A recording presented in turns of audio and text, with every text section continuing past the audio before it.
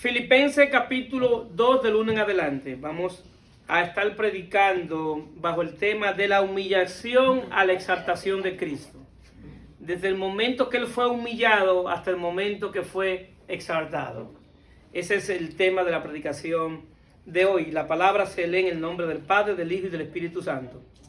Por tanto, si alguna consolación en Cristo, si algún consuelo de amor, si alguna comunión del Espíritu, si algún afecto extrañable, sin alguna misericordia, completad mi gozo, sintiendo lo mismo, teniendo el mismo amor unánime, sintiendo una misma cosa. Nada hagáis por contienda o por vanagloria, antes bien con humildad, estimando cada uno a los demás como superiores a él mismo, no mirando cada uno lo suyo propio, sino cada cual también por los otros. Haya pues en vosotros este sentir que hubo también en Cristo Jesús, el cual siendo en forma de Dios, no estimó a ser igual a Dios como cosa a que aferrarse, sino que se despojó a sí mismo, tomando forma de siervo, hecho semejante a los hombres, y estando en condición de hombre, se humilló a sí mismo, haciéndose obediente hasta la muerte y muerte de cruz.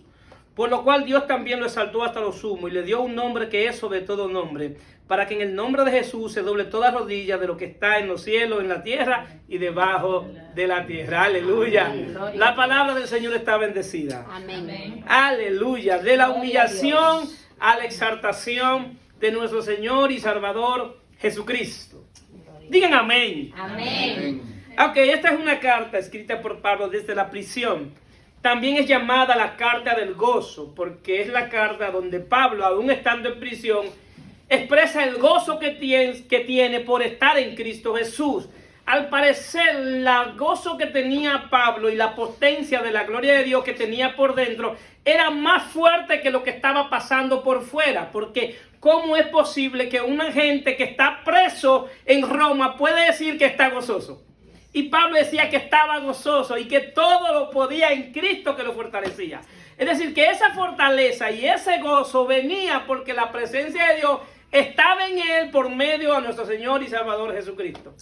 Eso mismo es lo que pasa con nosotros, que aun cuando estamos en esos momentos difíciles, ese gozo se manifiesta porque la presencia de Dios está en nosotros y viene a darnos la certeza, la seguridad, la confianza que Dios está dentro de nosotros. Esa es la razón de que el gozo se manifiesta. ¿Por qué? Porque en nuestra humanidad, es posible que en nuestra humanidad podamos tener miedo, podamos tener ciertas situaciones de miedo, culpa. Quizás estemos temblando en nuestra humanidad por lo que está pasando allá afuera, pero hay algo que está dentro de nosotros que es más poderoso que lo que está sucediendo allá afuera. Así es. Y esa es la obra del Espíritu, y eso solamente se puede lograr por medio de la fe en Cristo Jesús. Entonces también Pablo invita a los creyentes a que permanezcan firmes en esta carta, que permanezcamos firmes en la fe, en lo que hemos creído. Pero hay una exhortación aquí, que es el centro del mensaje, que es que dice que tengamos este mismo sentir. Cuando habla de sentir, no está hablando de sentimientos, y no está hablando de pensamiento. Le está diciendo, tengamos el mismo pensamiento que tuvo Cristo Jesús. Así que pensemos como Él pensó. ¿Y cómo Cristo pensó? Es la pregunta. Cristo pensó no mirando lo suyo propio, no mirando su vida, no mirando su sufrimiento, sino mirando la gloria que iba a venir después de su sufrimiento. Que en su humillación Él iba a sufrir la muerte más aterradora que puede tener un hombre. Iba a sufrir el oprobio de la gente, iba a sufrir todo lo malo que podían hacerle a él, pero él no estaba mirando lo que le estaba sucediendo, sino lo que ese sufrimiento iba a provocar. Ese sufrimiento iba a provocar la salvación de muchos. Uno solo era que iba a sufrir para que muchos sean salvos por medio de él. Eso es lo que él estaba mirando. Así es. Entonces eso es lo que Dios quiere, que no miremos lo nuestro, que si tenemos que sufrir por el bien del Evangelio, por el bien de Cristo, seamos capaces de sufrir por el bien de Cristo, porque lo que viene de ese sufrimiento va a servir para otros, para que otros sean consolados por medio de lo que nosotros pasamos. Y esa es la parte donde Pablo quiere expresar en esta carta. Y es una carta maravillosa, y le invito a que la lean y léanla como la carta del gozo cumplido que es en Cristo Jesús. Ahora bien, Pablo en esta carta habla de la preexistencia de Cristo. Pablo dice que Cristo es Dios y habla de que Él se despojó de su deidad, se despojó de lo que Él era para ser humano.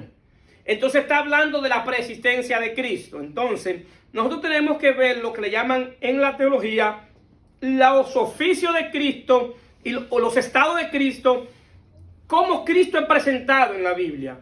Y hay 4 estados que es presentado Cristo en la Biblia. Pero cada estado tiene un oficio. Están lo que se llaman los oficios de Cristo, si lo que Él hace. Y vemos que en todos los oficios de Cristo, todo lo que Él hace no es para sí mismo, sino para otro. Aleluya. En los oficios de Cristo, todo lo que Él hace es para otro. Es decir, Él no lo hace para Él, sino para que otros sean bendecidos y sean alcanzados por la gracia de Dios por medio de Él. Entonces en la Biblia nosotros podemos ver entonces que hay 3 tipos de oficios que se representan en el Nuevo Testamento y son los oficios de rey, profeta y sacerdote. Entonces cada uno de esos oficios es la representación de lo que hace Cristo. Es decir, ¿qué hace un rey? Un rey hace gobernar y establecer la justicia de Dios. Entonces un rey gobierna, tiene la capacidad de gobierno. A él que se le establece que tiene la capacidad de gobernar. Eso hace un rey. ¿Qué hace un profeta? Un profeta en términos bíblicos es quien trae la palabra de Dios. Es quien dice lo que Dios está hablando. La iglesia ha malinterpretado el oficio del profeta porque entiende que el profeta es el que dice el futuro. En el oficio del profeta, el profeta puede hablar del futuro, pero el fundamento de lo profético es hablar lo que Dios quiere hablar. Así que no necesariamente tiene que decir el futuro. Entonces nosotros, aunque puede hacerlo. Ahora bien, la palabra que nosotros podemos tener para que nosotros podamos entender lo profético es la Sagrada Escritura. Yo no sé cómo hay gente que puede entender lo profético y no entiende la Biblia. Para entender lo profético tiene que tener entendimiento de lo que es la Biblia, de lo que la Biblia está revelando. Por eso vemos tanta gente confundida hoy a través de los profetas que le dicen que así dice Jehová, así dice, y ellos andan buscando lo que Dios le dijo, que ya está dicho en Cristo Jesús. Y andan buscando recibir lo que ya tienen. Y le dicen, Dios te va a bendecir. Eso es contrario, es antibíblico, porque la Biblia dice que ya estamos bendecidos en Cristo Jesús. No es que nos va a bendecir, es que ya nos bendijo. Por poner un ejemplo. Entonces es decir, que eso quiero hacer esa aportación en lo profético. Eso también está el oficio de sacerdote. El sacerdote era quien hacía sacrificio para expiación de los pecados del pueblo. El sacerdote cubría, era como quien cubría los pecados del pueblo. Él por medio del sacrificio y por medio de una ofrenda. Entonces, entonces, ¿qué pasa? Pablo aquí habla de la preexistencia de Cristo. Entonces, la preexistencia de Cristo es que Cristo es antes que todas las cosas. ¿Por qué esto es importante? ¿Por qué los apóstoles tuvieron que defender la presencia de Cristo y la eternidad de Cristo? Porque la gran discusión después de la muerte y la resurrección de Jesucristo era que si Cristo era Dios, si Cristo era el Mesías. Entonces, los apóstoles tuvieron que defender quién era Cristo. Por eso nosotros podemos decir que ninguna religión que no entienda que Cristo es Dios tiene fundamento bíblico. Y ninguna religión que no entienda que Cristo es Dios puede tener salvación. Porque la llave para que haya salvación es Cristo Jesús, reconociendo que Él es Dios y que solamente en Él hay salvación. ¿Cuántos dicen amén? Amén. Entonces, ¿qué sucede? La persistencia de Dios también, Juan la habla. Juan capítulo 1 dice, en el principio era el verbo y el verbo era Dios y el verbo estaba con Dios. Sí, en el principio era el verbo y el verbo era con Dios y el verbo era Dios. Es decir, que está hablando desde el principio de todo. Antes de la creación está hablando que el verbo, el logo, era Dios y que ese Dios era Cristo. Entonces estaba con Dios y era Dios. Es decir, que Él es antes que todo. Pero también otra persona habla prácticamente lo mismo de la deidad de Cristo. Y es el apóstol Pablo en Colosenses capítulo 1, 16, 17. Dice, porque en Él fueron creadas todas las cosas, las que hay en los cielos y las que hay en la tierra, visibles e invisibles, sean tronos, sean dominios, sean principados, sean potestades. Todo fue creado por medio de Él y para Él. Y Él es antes que todas las cosas y todas las cosas en Él subsisten. Bendito sea Dios en Cristo. Bendito sea Cristo. No me pasa a Cristo. Entonces estamos hablando, y no hay duda, según la revelación bíblica, de que Cristo era Dios. No hay ninguna duda. Ahora bien, vemos el segundo estado de Cristo, que es el estado de la encarnación. Y es el estado donde inicia la humillación de Cristo cuando se encarnó. ¿Por qué Cristo se humilló al encarnarse? Porque, señores, ¿cómo ustedes asimilan que un Dios todopoderoso, un Dios que crea el cielo y la tierra, un Dios que el cielo da testimonio de la gloria de Él, un Dios que donde quiera que Él está resplendida de luz por su gloria, y todo lo que está ahí tiene que alabarle diciendo: santo, santo, santo es el Señor? Nadie que esté en la presencia de Dios puede estar con la boca cerrada. Por eso los que están en la presencia de Él, en los lugares celestiales o en el cielo, tienen que alabarle, glorificarle su magnificencia, lo que Él es por el resplandor de su gloria. ¿Y cómo es posible que ese Dios que está lleno de gloria, de honra, de majestad, que es digno de alabanza, deja su deidad y toma un cuerpo hecho de hombre, igual de los hombres, a sufrir lo que sufren los hombres, a llorar como lloran los hombres, a tener hambre como tienen los hombres, a cansarse como se cansan los hombres, a llorar por la muerte de un amigo como murió su amigo? ¿Cómo es posible asimilar en la mente de que un Dios es capaz de hacer eso? Esa es una de las razones que los filósofos entendían que Cristo no era Dios. Porque según la filosofía, el hombre llega a ser Dios por medio del conocimiento.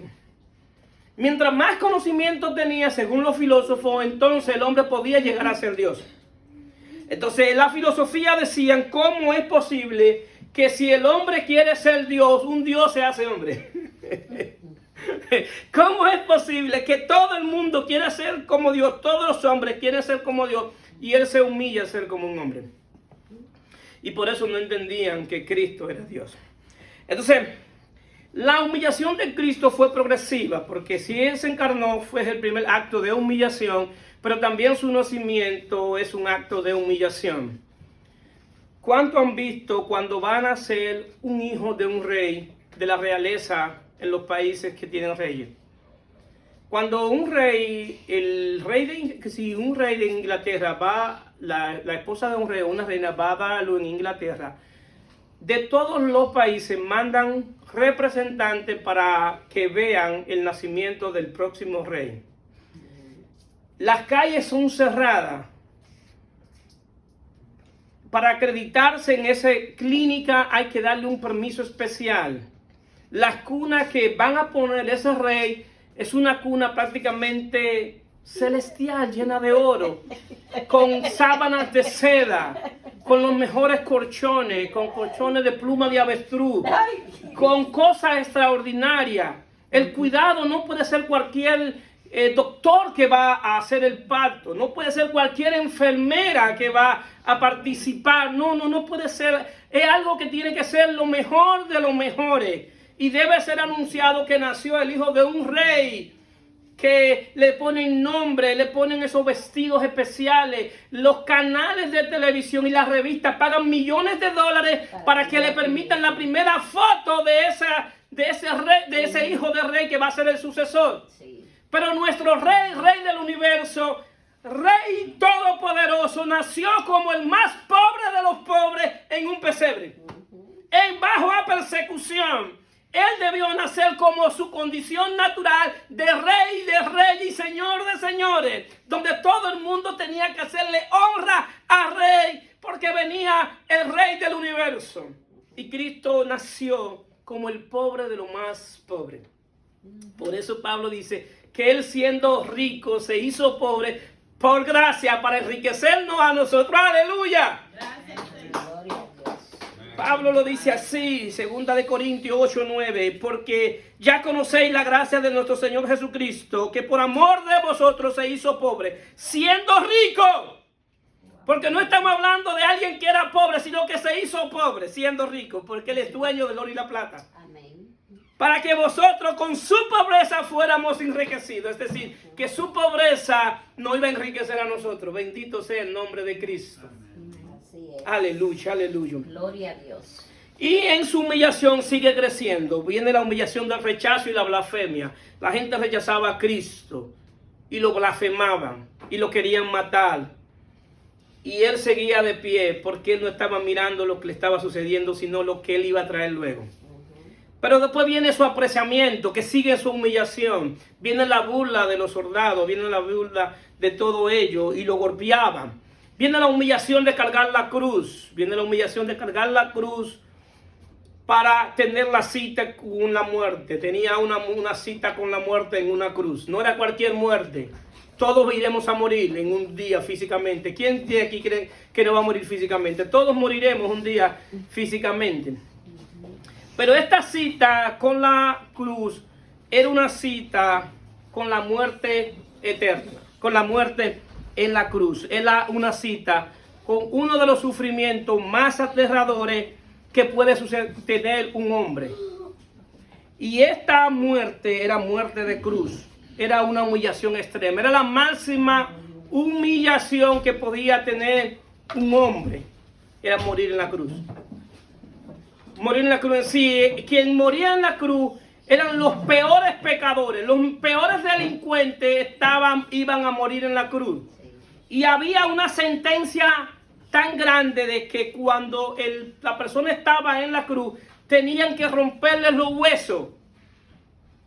Al que estaba en la cruz le rompían los huesos, pero Dios guardó a Cristo de que no le rompieran los huesos. El Salmo 22 habla de que sus huesos no iban a ser quebrantados.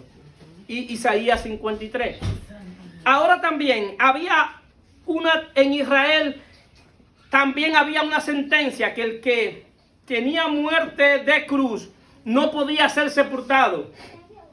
No iba a ser sepultado en una sepultura normal. El que tenía muerte de cruz, lo que hacía era que lo tiraban en Israel en un basurero que estaba afuera de Israel llamado Gehenna. Ese basurero que le llamaban así porque era un basurero que siempre estaba ardiendo, y con relación a lo que es el infierno que siempre está ardiendo. Entonces el Gehenna era el basurero que estaba fuera de Jerusalén y siempre tenía fuego. Es decir, que según la tradición, Jesús debieron romperle los huesos y su cuerpo debió ser tirado al Gehenna, en el basurero, para que el fuego consumiera su cuerpo físico. Pero bendito sea Dios en Cristo, que Dios, a través del profeta mesiánico, que es el profeta Isaías, que es el que más habla de Cristo, Isaías entonces dice una palabra que tiene una naturaleza profética que se va a cumplir en Cristo Jesús. Isaías 53, del 9 al 12 dice: y se dispuso con los impíos su sepultura, mas con los ricos fue en su muerte, aunque nunca hizo maldad, ni hubo engaño en su boca. Con todo eso Jehová quiso quebrantarlo, sujetándolo a padecimiento. Cuando haya puesto su vida en expiación por el pecado, veré el linaje, vivirá por largos días, y la voluntad de Jehová será en sus manos prosperada. Verá el fruto de su aflicción de su alma y quedará satisfecho por su conocimiento. Justificará a mi siervo, justo a muchos. Está hablando de nosotros. Y llevará la iniquidad de ellos. Por tanto, yo le daré parte con los grandes, y con los fuertes repartirá despojo. Por cuanto derramó su vida hasta la muerte y fue contado como pecador.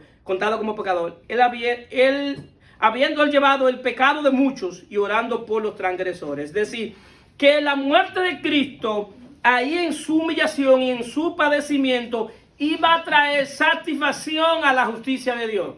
Dios se iba a sentir satisfecho con la muerte de Cristo en la cruz. Dios se iba a sentir satisfecho con la muerte del único que lo ha obedecido siempre. Dios iba a sentir satisfecho con el único que ha vivido para el Padre. Dios se iba a sentir satisfecho con su justicia. Por eso, cuando alguien le agrega algo a la salvación, le está diciendo que el sacrificio de Cristo fue incompleto. El sacrificio de Cristo fue completo y perfecto y trae eterna salvación. Sí, nadie le puede agregar nada a lo que es la salvación. La salvación es por gracia, por medio de la fe en Cristo Jesús, y es por medio de un sacrificio perfecto. Amén. Amén. Entonces, ¿qué pasa? ¿Qué pasa? Jesús también está hablando de que iba a tener una sepultura digna. Fue enterrado como lo que él era, un rico. Y fue enterrado en una tumba de rico. Fue enterrado en una tumba que compró José Arimatea, que fue a buscar el cuerpo junto con Nicodemo, el que vino de noche, el cual se hizo discípulo de Cristo. Entonces, ¿qué sucede? Jesús nunca tuvo maldad y nunca tuvo engaño, pero él puso su vida voluntariamente. Nadie lo obligó. Él lo hizo porque quiso. Y eso es lo que Dios quiere, Y en eso consiste el servicio a Dios, que para servirle a Dios hay que hacerlo voluntariamente y porque tú quieras. Por eso yo mismo digo, yo no puedo forzar a nadie a que le sirva a Dios, porque el que no quiere, no hay manera de que tú lo convenzas. Si no quiere, no quiere. Para que haya servicio a Dios, tiene que haber algo en tu corazón. Hoy debe haber un agradecimiento a Él por ver su grandeza y saber que es un privilegio servirle a Dios. Que no hay privilegio más grande que poder servirle a Dios. Que lo único que le da sentido a esta vida, que un día partiremos de ella, es haberle servido a Dios. Que todo aquel que haya vivido esta vida y no le haya servido a Dios, vivió la vida y perdió su tiempo. Nació de las tinieblas, vivió en tinieblas y cuando muera va a volver a las tinieblas. Y lo peor de todo es que no supo la razón por la cual vino a este mundo. Y la razón por la cual vinimos a este mundo es para ver y alabar la grandeza del Dios Todopoderoso y el Dios de toda gracia. Esa es la razón de nuestra existencia. Entonces, voluntariamente debemos servirle a Dios.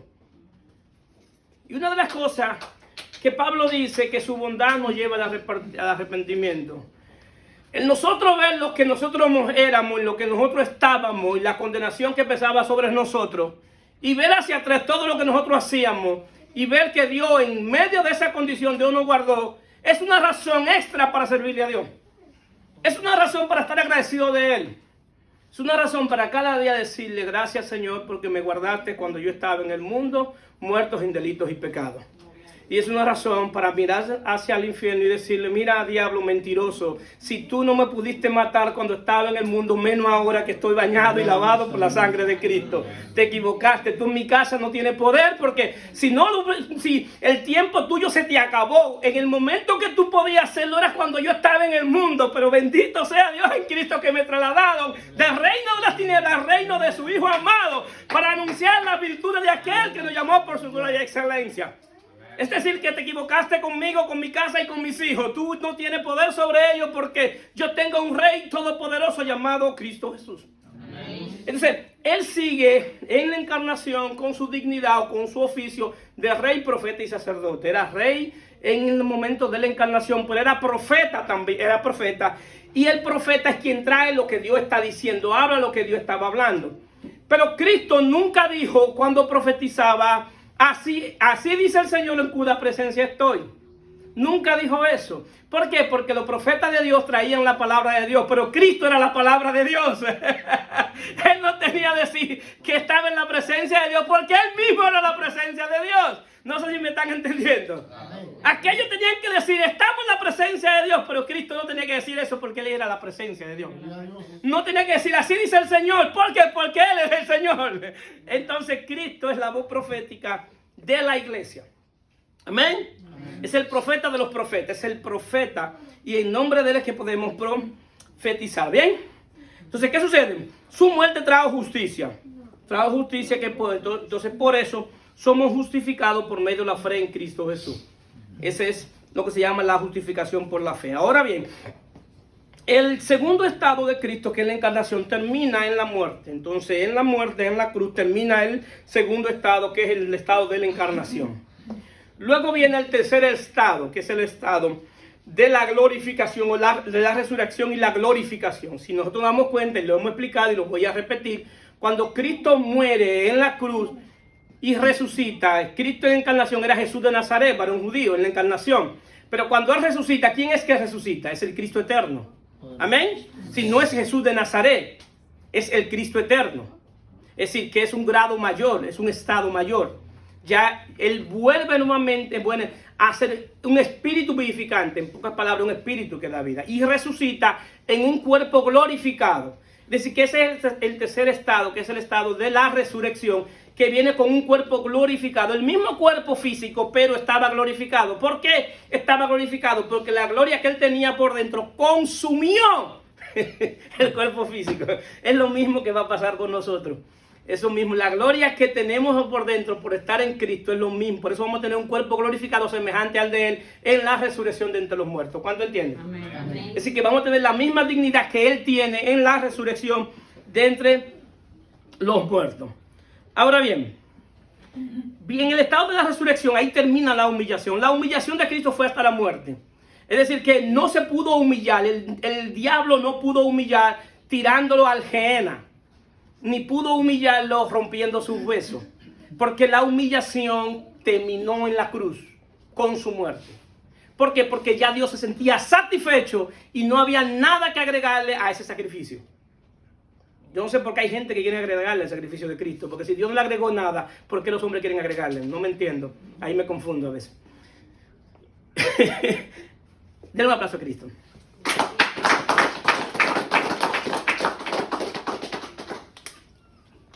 Ahora bien, dijimos entonces que en la resurrección viene la continuación de la exaltación, porque Él resucita con un cuerpo glorificado, al punto de que con ese cuerpo podía traspasar las paredes. ¿Por qué? Porque no estaba limitado al tiempo ni a la materia.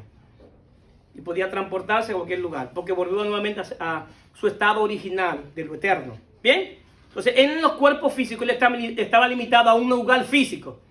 Él no podía estar al mismo tiempo en Jerusalén y en Egipto. ¿Por qué? Porque en la humillación tenía un cuerpo limitado. En la resurrección ya no tiene limitaciones. No tiene ningún tipo de limitaciones. Ahora bien, pero viene lo bueno de todo, que luego de eso, dice Hebreos 2.9, en lo que es la exaltación de Cristo, en Hebreos 2.9.10, pero vemos a aquel que fue hecho un poco menor que los ángeles. Cuando Él fue hecho hombre, fue hecho menor que los ángeles. Porque en términos espirituales, los ángeles tienen más rango espiritual que nosotros. Entonces, a Jesús, coronado de gloria y honra, a causa de su padecimiento por la muerte, para que por gracia de Dios gustase la muerte de todos. Es decir, que después de la resurrección, Él fue coronado. Fue coronado, dice, coronado de gloria y honra. Por eso que en Jesús es que merece toda la gloria y toda la honra. Porque Él fue coronado de gloria y honra. Dice, por gracia de Dios gustase la muerte del todo. Porque convenía aquel cuya causa por todas las cosas, y que quien todas las cosas subsisten, que habiendo de llevar muchos hijos a la gloria, perfeccionase por la aflicción al autor de la salvación de ellos. Él debía ser afligido, porque la aflicción de Él podía entonces ahora Él poder ser misericordioso con aquellos que son afligidos. En su humanidad, Dios no es humano, Dios es un espíritu. Pero para que Dios poder sentir lo que siente un humano, tenía que hacerse como un humano. Por eso que ahora en nuestras debilidades, en nuestros problemas, en nuestro proceso, Él puede tener misericordia con nosotros, porque Él sabe lo que sentimos cuando tenemos situaciones difíciles. Porque Él vivió todo lo que nosotros hoy podemos vivir. Y por eso Él nos puede dar fortaleza, porque Él sabe lo que es la muerte de un amigo. Él sabe lo que es la muerte de un familiar. Él sabe lo que es enfermedad. Entonces ahora Él puede fungir ahora también como nuestro sumo sacerdote. Un sacerdote es quien intercede por otro. Es quien media por otro y hace sacrificio por otro. Ahora bien, el gran conflicto es que viene lo que se llama que los sacerdotes debían ser de la tribu de Leví. Pero Jesús no era de la tribu de Leví, Jesús era de la tribu de Judá. Leví daba sacerdote y Judá daba reyes. Entonces la gente dice, ¿cómo es posible que uno que viene de la tribu de Judá puede ser rey? Porque el orden sacerdotal de Jesús no viene conforme a la tribu de Leví, sino conforme a la orden de Melquisedec, rey de justicia, rey de Salem. Es un personaje que aparece en el Antiguo Testamento y es un personaje que mucha gente no entiende cómo puede ser eterno, porque habla que no tiene principio y no tiene final, es decir, que es eterno. ¿Por qué? Porque hay en lo que se llama en la teología, lo que se llama teofanía o cristofanía, que es una aparición visible de Cristo. ¿Por qué? Porque Él era rey de justicia, es decir, un rey que hacía justicia, pero también era rey de Salem. Salem era el nombre de Jerusalén antes de ser Jerusalén. Es decir, que era un rey y era sacerdote del Dios Altísimo. Era un sacerdote que hacía sacrificio para Dios. Pero hacía sacrificio para Dios no en un tabernáculo terrenal, sino en un tabernáculo eterno. Era un ser espiritual. Entonces, el orden sacerdotal de Cristo es según el orden de Melquisedec, es un rey eterno. Es decir, que eso hace, ¿qué hace eso posible? Que Cristo es nuestro sumo sacerdote. Como iglesia, Él es nuestro sumo sacerdote y Él no ha hecho sacerdote a nosotros. ¿Cuántos lo creen? Amén. Es decir, que como sumo sacerdote, Él puede ser intermediario por nosotros. intermedia por nosotros, por lo que hemos creído en Él. Entonces eso también tiene una gran ventaja, que ahora nosotros hacemos sacrificios no de animales, sino sacrificios de alabanza. Que cada uno de nosotros que estamos aquí podemos hacer sacrificio en lo íntimo por nuestra familia, por nuestros hijos, por nuestros padres. En medio de oración podemos hacer sacrificio por ellos. Orarle al Señor para que el Señor lo guarde y lo cuide, aun aunque ellos anden en pasos malos. Y que también orar por ellos para que el Señor lo traiga el camino. Es decir, que nuestras oraciones por medio de Cristo Jesús hay una comunicación en el mundo espiritual que podemos interceder por ellos. Y no podemos permitir de que nos quiten ese derecho. Debemos interceder por nuestros familiares y por nuestros hijos. ¿Cuándo dicen amén? Amén. Porque Él nos hizo sacerdote. Y es un sacerdocio eterno. No es un orden terrenal, sino un orden celestial. Ahora bien, entonces, sigue en aumento su exaltación. En Hechos 2 dice que Él fue hecho Señor y Cristo. Sepa pues ciertamente toda la casa de Israel que a este Jesús a quien vosotros crucificaste, Dios le ha hecho Señor y Cristo. ¿Señor de qué? Señor de todo. Él es el Señor de la nueva creación. En la cruz terminó la vieja creación. La creación que es en Adán. Hay dos creaciones. La creación que es en Adán y la segunda creación que es en Cristo. Es decir, que ahora, después de la resurrección, Él fue hecho Señor de la nueva creación. Es decir, que Él es Señor, es la cabeza representativa de la nueva creación. Por eso, todo aquel que está en Él es una nueva criatura. Y tiene una cabeza. ¿Cuál es la cabeza? Él. Pero también tiene un rey. ¿Cuál es su rey? Él. ¿Que gobierna dónde? En nuestros corazones. Pero también tiene un profeta. ¿Quién es un profeta? Él es nuestro profeta que opera en nuestro espíritu, trayendo la voluntad de Dios y la palabra de Dios a nuestro espíritu. Porque Él es nuestro profeta. Yo creo en lo profético. Yo no tengo problema con lo profético. El problema, lo que yo no creo, es en el orden profético que establece hoy la iglesia. Que un profeta que lo que hace es más adivinarte el futuro que a decirte lo que Dios quiere de ti. ¿Cuántos dicen amén? Amén. Entonces lo profético de ahora es: Dios te va a llevar allí, Dios te va a dar aquí, Dios te va a hacer esto contigo. Y es una profecía centrada en el humanismo, en el hombre, y no centrada en la voluntad de Dios. Entonces, por eso tengo problemas con los profetas de este tiempo, que parecen más adivinos que profetas. Y le dicen lo que el hombre quiere escuchar y no lo que Dios quiere que el hombre escuche. Porque la palabra de aquellos profetas era más fuerte. Porque la palabra de aquellos profetas te mandaban a arrepentirte. Los profetas hoy no mandan a arrepentirse a nadie, sino a donde Dios te va a llevar, lo que Dios te va a dar. Ese es el problema mío con los profetas de este tiempo. Por eso digo que son más farsantes que otra cosa, muchas veces. Hay profetas, hay hombres que hablan al nombre de Dios. Claro que sí, yo creo en eso. Pero así como en aquel tiempo habían falsos profetas, hoy también hay. Y muchos más, son más que lo verdadero. Porque el verdadero profeta te va a guiar siempre a Cristo. Ten eso por frente. Porque el espíritu de la profecía es Cristo. Amén. Si alguien no te revela a Cristo en la profecía, tiene que revisar quién es lo que te está profetizando. Porque el espíritu de Cristo te va a llevar siempre a que lo que te diga, sea bueno o malo, sea fuerte o débil, sea ¿para qué? Para formar la imagen de Cristo en ti. Amén. Porque Dios no hace nada con llevarte a las naciones cuando tú estás perdido en delito y pecado. Dios no hace nada, te lo juro por Dios, que no hace nada de que te va a una casa si tú lo vives todavía en pecado. Y para tú tener una casa y un carro no necesitas ser cristiano. No. Así que eso es más otra cosa que adivinación, brujería y hechicería que otra cosa. La palabra profética viene a revelarte a Cristo. Gloria a Dios. Y Él es nuestro profeta, que va a traer una palabra, ¿para qué? Para producir arrepentimiento en nosotros. Amén. Producir fe, producir regeneración, producir fortaleza, producir paz, producir gozo. Y sobre todo producir arrepentimiento. ¿Amén? Amén. Entonces, ¿qué sucede? Él fue hecho Señor y Cristo. Y es el Señor de la nueva creación. Y es el profeta de la nueva creación. Y es el sacerdote de la nueva creación. Entonces, ¿qué sucede? Él fue ahora Señor y Cristo. Un Cristo es un ungido. Todo lo que Dios utilizaba lo ungía. Lo ungía para su servicio. Todo lo que Él tenía que usar. Vieron en el Nuevo Testamento Dios ungiendo todo. Porque todo lo que iba a ser usado para Dios tenía que ser ungido. Y la unción lo separaba y lo apartaba para Dios. Nosotros fuimos apartados para Dios, porque dice la palabra, quien nos ungió fue Dios. Pero nos ungió con el aceite que viene de Cristo Jesús, con el Espíritu de Cristo. Es decir, que nos separó para Cristo. ¿Para qué? Para Dios usarnos. Es decir, que hoy solamente en Cristo Jesús es que Dios puede utilizar al hombre. No hay nadie ni nada que el hombre pueda hacer para ser usado que no sea por medio de Cristo. Por eso Él es el Cristo, el ungido que viene a ungirnos a nosotros. ¿Para qué? Para el uso de Dios. Para regenerar nuestro espíritu, para bautizarnos con lo que Juan dice, que Juan el Bautista decía, que el que viene después de mí más poderoso que yo, porque lo bautiza con Espíritu Santo y fuego. Ese espíritu, ese bautismo del Espíritu Santo y fuego vino cuando tú naciste de nuevo. El fuego del Espíritu que viene por dentro a quemar todo aquello que pertenece al pecado y hacer la obra interna en el Espíritu por medio de la regeneración.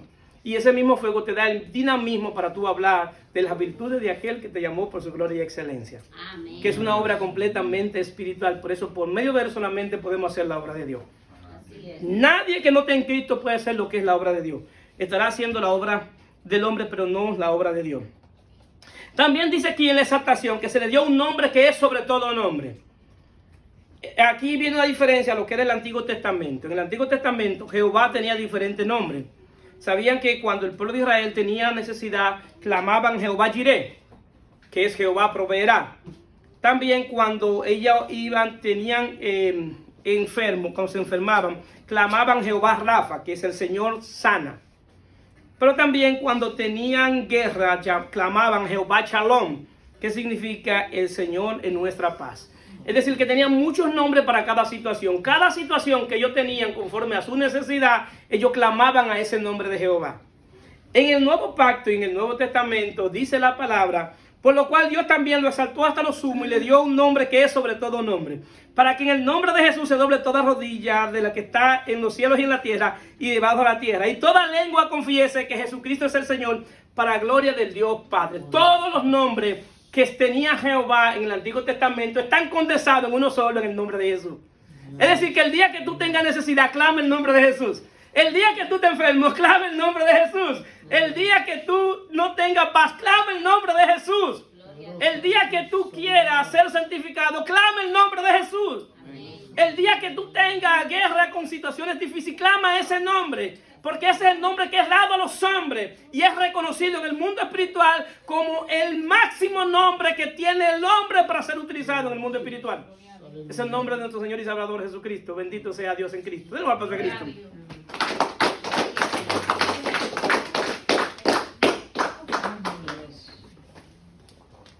Ahora, en la exaltación de Cristo, dice la palabra, Pablo le dice a los apóstoles, porque fue en buen dominicano una cosita que Pablo le dejó caer a los apóstoles, que le dijo, si conociste a Cristo según la carne, ya no lo conocemos así.